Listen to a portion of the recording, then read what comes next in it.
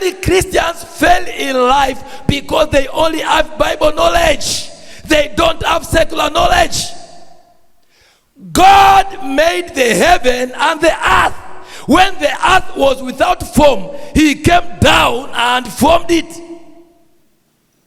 God understood the place of heaven and earth when it comes to his success as a ruler.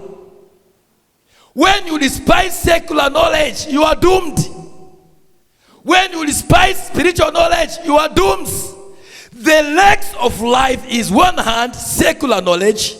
Another hand is spiritual knowledge. So you need both academic knowledge and spiritual knowledge to excel in life. You need to go to school. School of the Spirit and school of professors for you to make it. It is time to go back to school. It is time to train yourself concerning your marriage. It is time to train yourself concerning your business. It is time to train yourself concerning your career. It is training that makes you to reign in your life. If you are not trained, you will be enslaved. God is going to deliver you. Who is your mentor? What are the books that you read? It is the mentor that you follow that determines where you will end up tomorrow.